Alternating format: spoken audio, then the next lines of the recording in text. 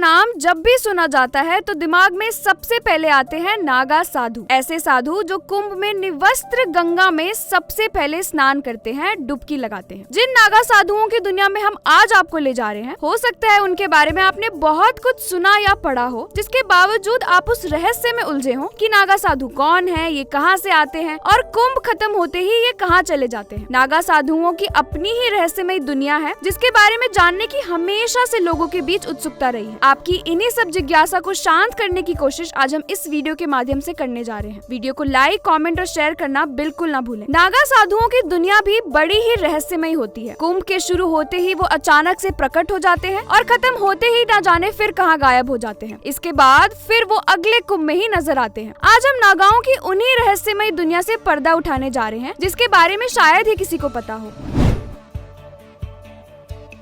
हर अर्धकुंभ और महाकुंभ में नागा साधु अपनी टोलियों में नजर आते हैं। उनको अलग से ही पहचाना जा सकता है। वो अलग ही नजर आते हैं, शरीर पर भभूत लपेटे, नाचते गाते और डमरू ढपली बजाते। ये अक्सर सवाल उठता है कि कुंभ के दिनों में नागा साधुओं का जो झुंड दिखाई देता है, वो आखिर कुंभ खत्म होने के बाद कहाँ गायब हो जाता है। आखिर कहाँ चले जाते हैं ये नागा साधु जो फिर कभी नहीं दिखते। आखिर ये कहाँ से आते हैं, कैसी है इनकी रहस्यमय दुनिया। माना जाता है कि नागा सन्यासी हिमालय और अन्य पहाड़ों और निर्जन जंगलों की गुफाओं में बैठकर तपस्या में लीन हो जाते हैं। ज्यादातर नागा साधु हिमालय, काशी, गुजरात और उत्तराखंड में रहते हैं। ये आमतौर पर एक गुफा में कुछ साल रहते हैं और फिर दूसरी गुफा में चले जाते हैं। किसी को मालूम नहीं होता कि वो इन दिनों कहाँ और क्या करते हैं। उनका ठिकाना उस जगह पर होता है जहाँ कोई भी आता जाता ना हो। इन दिनों वो जड़ी बूटी के साथ जंगलों और पहाड़ों पर मिलने वाली खानों की चीजों से पेट भरते हैं। वो घूमते भी रहते हैं, लेकिन इतने गुप्त तरीके से कि किसी को पता भी नहीं चलता। रात में यात्रा और दिन में जंगल में विश्राम करने के कारण ये किसी को भी नजर नहीं आते। और कुंभ के खत्म होने के बाद अधिकतर साधु अपने शरीर पर भभूत लपेटकर हिमालय की चोटियों के बीच चले जाते हैं।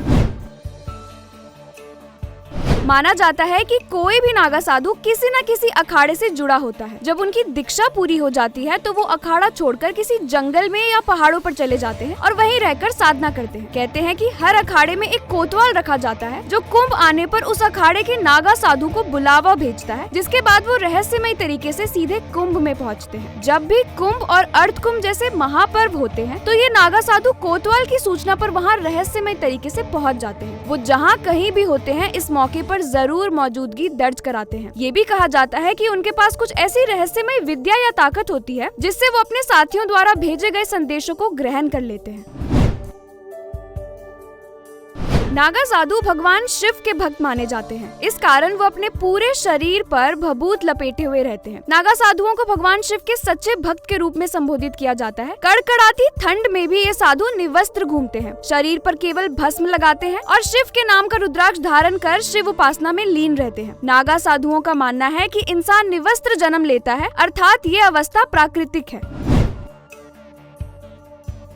12 वर्षों के सफल तप के बाद कुंभ के अखाड़े में इन साधुओं को नागा साधु बनाया जाता है। इस दौरान इनके शरीर पर मुर्दों की राख को मला जाता है। पहले राख का शुद्धिकरण होता है और फिर ये भस्म पूरे शरीर पर लगाया जाता है। कहा जाता है कि नागा साधुओं के पास रहस्यमय ताकत होती है और ये ताकत वो कठोर तपस्या करके हासिल करते हैं। नागा साधुओं के बारे में कहा जाता है कि उन्हें दिन और रात मिलाकर सिर्फ एक समय ही भोजन करना होता है। उन्हें भिक्षा मांगकर ही अपना पेट भरना होता है। कहते हैं कि एक नागा साधु को अधिक से अधिक 7 घरों से भिक्षा लेने का अधिकार होता है। अगर 7 घरों से उन्हें भिक्षा ना मिले तो उन्हें भूखे पेट ही रहना पड़ता है, और अगर मिल जाए तो उसमें पसंद नापसंद का कोई सवाल नहीं होता, बल्कि उसी भोजन को उन्हें प्रेम से ग्रहण करना पड़ता है। नागा साधु गृहस्थ जीवन से भी दूर रहते हैं। इनके खुद के परिवार से इनका नाता तोड़ दिया जाता है। ये भूल से भी उनसे मिल नहीं सकते। ये शिव के अलावा किसी भी अन्य देवता को नहीं मानते हैं। नागा साधु सोने के लिए पलंग, खाट या अन्य किसी साधन का उपयोग नहीं कर सकते। नागा साधु केवल जमीन पर ही सोते हैं। ये बहुत ही कठोर नियम है जिसका पालन हर नागा साधु को करना पड़ता है। तो ये थी नागा साधु से जुड़ी हुई रहस्यमयी बातें। अपने विचार हमें कमेंट सेक्शन में जरूर बताएं और इस वीडियो को अपनी फ्रेंड्स और फैमिली के साथ शेयर करना बिल्कुल ना भूलें।